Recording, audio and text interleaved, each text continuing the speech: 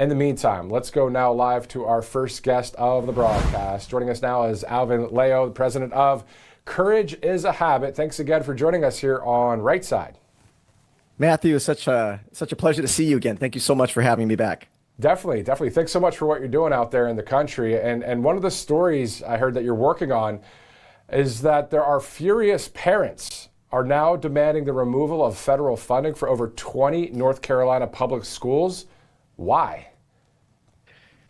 Well, they've been doing exactly what they've always said they were going to do. Turn our children into social justice activists. And so the story you're referring to is in North Carolina, where thousands and thousands of kids didn't have school, or they were marching because the teachers union took the May 1st to march for, you name it, anything left wing. Trans rights, climate changeism, Trump is a Nazi, all the usual. And so what we've discovered at Courage is a Habit is, and this is all 50 states, right? This is what the teachers unions are doing, what the government K through 12 is doing. One of the things that we've discovered is everybody starts off with the wrong premise. And what I mean by that, Matthew, is they'll go, I can't believe they're doing that. Why aren't the kids in the classroom? Why are they marching? Well, our response is the kids are marching because they've been in the classroom. You see, the premise is there's a majority of Americans still believe that government K through 12 is about math, reading, writing, and core academics. That is not the purpose of government K through 12. The purpose of government K through 12 is doing exactly what you've seen. Children marching to protect illegal aliens. Trump's a Nazi. Climate changeism. You can be born in the wrong body. So when people see the dismal academic scores, they go, I'm shocked. But you wouldn't be shocked if you understood that academics, it's just an afterthought. But if you look at the results of what the kids are, their mental health is in the toilet. They believe white people bad, America is oppressive. Now, if you look at the purpose of government K through 12 and then you see the results, that matches very well. So when people say government K through 12 is a failure, I said, no, there's not a failure. They're extremely successful. So I want everyone to start changing their premise, because if you don't have the right premise, you're always going to be shocked. And so what we did for the parents is that if you go to courageishabit.org right now, click on Tool of the Week, we have a toolkit for you. It's called the 5 teacher union lies that manipulate parents. The 5 teacher union lies. And we tell you the 5 lies I always tell you. It's about class sizes, more teacher pay, that kind of thing. We explain to you what they're really doing, and then we give you a turnkey letter that every parent should copy and paste to their schools. Very easy. And then we want the schools to be flooded with them. Isn't this all about corrupt curriculum at the end of the day from the woke mind virus perspective? Yes, of course it's about the curriculum. It's always about the curriculum. But curriculum is about intelligence. It's about trying to educate your children towards that Marxist ideology. But something sinister is happening in schools, even beyond the curriculum, Matthew, and that's the mental health. It always gets by people. Because when you're brainwashing somebody intellectually, arguably, you can also reverse that by showing them facts and logic and things like that later on. But when you manipulate someone emotionally, it's not an intellectual brainwashing, it's a discipleship. And so what they're doing to your children, it's not intellectual as much as it is a belief system. And like a religion, it's almost impossible to get out once you change the belief system. And so that comes through mental health. And so here's some terms that get by parents. Be kind, anti-bullying, empathy, social-emotional. Those things are how they're get the emotional brainwashing, which is a lot more devastating than the intellectual curriculum brainwashing, which is obviously very much part of government K through 12. That answer is a grand slam home run, because that's exactly what's going on, not only in schools, but in some political circles. That is the way of brainwashing, is emotionally get someone involved, pull them in with the heart, then the mind will follow. The emotions, well, the mind usually dictates where the emotions go, but still, if they're getting it to the mind and the emotion on those kind of reasons, that it's, you need to feel a certain way and kind of teach them this whole thing, that is exactly how it's done. So specifically, to get back to some of the stats on this story. So again, just imagine you're a parent in one of these school districts around the country. Well, this happened in North Carolina. If you're just joining us, furious parents are now demanding the removal of federal funding for more than 20 North Carolina public schools after they engaged in mass coordinated teacher-led anti-Trump walkouts, forcing the cancellation of classes for more than 700,000 kids. So these are great American patriot families, right? Or people, even if they're not even in political, they're just like, oh, whatever, I just want to be free and leave my kid alone, teach them history, teach them math. Don't inject your woke mind virus through emotion, through the mind anyway. So the parents are upset. 700,000 kids had their classes canceled because of these walkouts. So this is something that we almost see back in the COVID era when I remember covering it from at a local station where the parents were really upset that the kids had to be forced to wear masks. We're talking kids that are elementary school and all of that. You know what I mean? Like, just lay your hands off the kids. Don't put masks on. You can't force them to do something like that. And then also their mind and their heart, so valuable. Well, if you look at what you just said, I'm so glad you brought that up, because the kids who were masked at elementary and middle school, now that was 6 years ago, a lot of those kids never took it off. And even if they physically, you can literally, they never took it off. They're still masking. If you go out to and I challenge anybody, if you go out to a grocery store, anybody, like anywhere, restaurant, fast food, most of the people who are masking are very young people because they've made them scared of everything. They scare the hell out of these kids. And so now it's very easy to get them to do anything you want because they're scared of white supremacy and police killing black people and trans people are getting annihilated and genocide, and they're scared of air itself. And so that is a very useful tool. And so what they're doing is that they're creating a generation of children that they wake up with anxiety. They wake up in fear, because that is what they're drilling into them. And that's what I mean by that emotion. Because even if you can show them stats now, 6 years later, and you go, look, COVID only affected really obese people with heart problems and they're old. It doesn't matter because the facts can't break through the wall of that emotional manipulation. That's that emotional attachment to when you hear the word COVID or you hear the word Trump or you hear the word whatever. They really, man, it's powerful. The whole brainwashing. It's a hypnosis. Yeah, exactly. It's a hypnosis. Yeah, they really get in there and get in that system there. Outside of the education system, so this is what's wild about all of this, is the word corruption. I believe, and correct me or not correct me, but just let's debate if we need to, but I believe there's corruption in a lot of areas. There could be corruption at a police force, but 99% of the officers are awesome, right side of history people. My dad was a detective, a great guy, you know what I mean? My point is there could be that one bad apple. Same thing in education, same thing in politics. It's also in social media specifically that the brainwashing, and I know we're preaching to the choir, and I know this isn't anything new, but just talking about this, I think really refreshes people's minds on this is a war of good versus evil, trying to get the minds of the youth, not only through education, but through social media. Oh, for sure.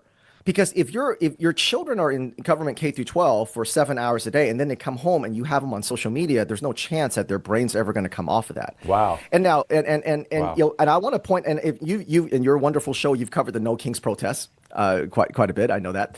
And so if you look at the No Kings protests, okay, they're very old, mostly white people. Mostly white women, but a lot of old, weak men. But why is that? Why is it that these old people are sounding exactly like a 17-year-old? Because never in the realm of human history, Matthew, unless you're talking about a grandmother and granddaughter where they share family values, a 70-year-old woman and a 17-year-old woman have nothing in common. They don't have the same taste in music, movies, culture, nothing, no language. Why is it that we saw the 70-year-old woman screaming at a No Kings protest, but when you go to like one of these like trans rights, Antifa or whatever, climate change, where there's mostly young, they sound the same. They talk about Trump the same. They talk about America the same, white people the same. Why is that? Because the old white people, the No Kings people, are getting the brainwashing from legacy media. The 17-year-old is getting it from government K through 12. But the system that controls legacy media and government K through 12 are identical. That's why you see a 70-year-old woman and a 17-year-old girl sound exactly the same when they're screaming out in the streets. That's impossible unless there is a coordinated umbrella effort to do exactly what you said through media, social media, because the old people get it through media, the young people get it through social media and education. And then on top of that, there's an enhancement that happens when it comes to leftists that are so-called anti-ICE or protesters. The enhancement's called dollars and cents getting paid by various entities that are also within the whole system. Isn't it wild, just to make it very clear for people? And I know that most people know about this already, which is awesome. And you know what? Shout out to President Donald J. Trump for taking on the establishment, for taking on the fake news media, for taking this on and really encouraging a country, and not only that, a world, to stand up for freedom. Absolutely, because this is not a war of facts. It's not a war on policy. It's a war of emotion, and more specifically, emotional blackmail. Because the thing, Matthew, is that the great majority of Americans are really good people, very kind-hearted, very open, very willing to give the shirt off your back. That's the majority of people in America across all 50 states. The problem is when you have communism comes in, that's a very bad matchup, because they're weaponizing people's empathy, they're weaponizing people's kindness. And so one of the things that we often hit at Courage is a Habit, whether it's in education or outside, is to practice the devastating trait of indifference.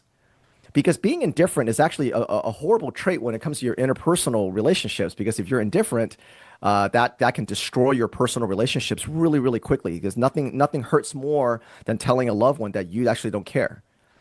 But that same trait, when applied to these dishonest woke activists, the pushers, the useful idiots of the woke mind virus, indifference it's horrible for them, because they have they have no leverage over you when you go, oh well. So let's take this what I call the midterm virus. The midterm virus that's coming around. They're going to say, oh, so-and-so's dying, I'm suffering. And the natural reaction for people is to go, well, and they start doing science. Oh, the percentage of this, midterm virus. I disagree. Don't fight on facts and logic. Just go, that's on you. If you're afraid, then stay home. Well, I can't stay home. Well, then you deal with it. And that seems very cruel to good people, but that indifference, it's not hate, it's not love. You go right in the middle and says, that's on you. It's not nothing to do with me. And when you say that, they have no toolkit. There's no tool in their woke toolbox to know how to deal with indifference. They only work when they can weaponize your empathy. And finally, the thing that's, I think, the most upsetting about it, I mean, there's a ton that can get people up in arms or upset, but specifically when you have a good-hearted person that has been brainwashed for evil. How many people do we know that would say they're a Democrat, or they're like, oh, I don't like Trump because of this, or oh, I don't like freedom because of that, or not freedom, but you know what I mean. But they're good-hearted people. They're out there maybe giving to a charity. They're out there doing a marathon. They're out there, just being friendly, being cool. You can laugh about whatever, talk about whatever with them. But when it comes to politics, you're like, oh, no. That is the one that I'm upset about, because you think about all these protesters, you think about people, maybe your colleagues at work, and you think about all these people, and they're good-hearted people. They just got effed up right there, didn't they? They did. And I think there's a lot of people who are what I call the Bill Clinton Democrats. If you listen to Bill Clinton back then, he was every bit he's actually harsher about the closed border than some of these squishy Republicans sometimes today. And so those people genuinely believe that they're doing good. And the media has a beautiful way, and you have to admire it, even though it's downright evil. They're very good at getting good people to do good things in the name, to do evil things in the name of good. And the way they do that is that they always present a truth and they surround it with lies. And when you present a truth and you surround it with lies, the human brain, especially when they believe in good faith, if you approach it in good faith, they think you're approaching in good faith, and you take a lie or take a truth and surround it with lies, the human brain has a hard time reverse engineering that and saying, where did I go wrong? Because they only remember the truth. They don't remember the lies that the media takes them through. And they do that in a couple of different ways. They do that with headlines. They do that with short clips. And then they do it with repetition. Repetition is a very powerful brainwashing technique. If I tell you something that's really kind of a lie, if I tell it to you once, you'll be like, okay. But if you, your brother, your mother, your friend, your colleague, if everybody starts saying it, all of a sudden, it's almost like your critical thinking stops, and you start to believe, and you start to believe the people around you, because you do genuinely love and care for them, and you respect them. So if they say it, it must be true. And so the media does that really, really well. They take something small and they start repeating it, which is why for the woke, their mantras are almost never more than 4 words. Love is love, Black Lives Matter, trans rights, human right, no kings. The reason why they do that is because that's repeatable, and it's like a drumming, like a hypnosis, and this gets drum and drum and drum into people's minds. And so then you've got very good people doing very evil things in the name of good, for example, like open borders, and not understanding that the people that they're screaming about would slit their throats and their families' throats without a second thought. And that's the sad thing about that, because then that is the power of the legacy media. This is why, shows like yours is so important, because if not, then you simply don't have another alternative at all. And there's no hope in waking people up at all. When you drill down to the root of the cause of the good versus evil, you look at the Bible and Satan, Lucifer, the devil, it says beautiful. in the Bible that he is an angel of what? Not darkness. He's an angel of light. So he comes at you with, hey, look at this truth here. But right after that one little level of that, then on the other side of it, it's not going to be good. Just like what you're saying there. This interview, to be honest with you, Alvin, is one of my favorites that I've done out of all the interviews I've done in conservative media, because we really get into the mind of all of this. That reminds me of T.S. Dixon's book, The Woke Mind Viruses. If you get a chance, check that out. The Woke Mind Viruses as well from T.S. Dixon. But a great interview with you, sir. I'm looking forward to posting this one everywhere. And to those that are watching live and on replay, thank you so much for doing so, because this is the information in that so-called information war that really can set people free. And we know what the Bible says, Alvin, right? The truth will set you free. So last word, sir. Well, I would say for everybody, here's one advice I'm going to give everybody that should help you have some guardrails to kind of shore up your empathy. Every time the media or a teacher or school counselor or anybody tells you we're just doing this, it's just about empathy, it's about protecting your neighbors, all these really soft, beautiful words, ask yourself this one question. And my beautiful co-founders coined this: through whose lens? Through whose lens? If you stop and ask yourself that kind of slows your brain down to go, okay, let me see who's saying this. Because if someone says, oh, I'm just protecting my neighbor, well, if your grandmother says it, we know what she means.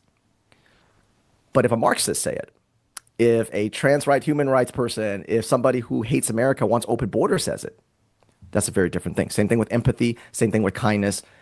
Ask yourself, through whose lens? Once you say that, that helps you kind of have some guardrails over your emotions. Perfect. Alvin Leo, the president of Courage is a Habit. You're a rock star. Thank you so much for doing what you do for this country. Thank you so much. Same to you. Thank you. Well, there you go. That's called a mic drop, big time, by Alvin. That was awesome. That was awesome. I love that stuff.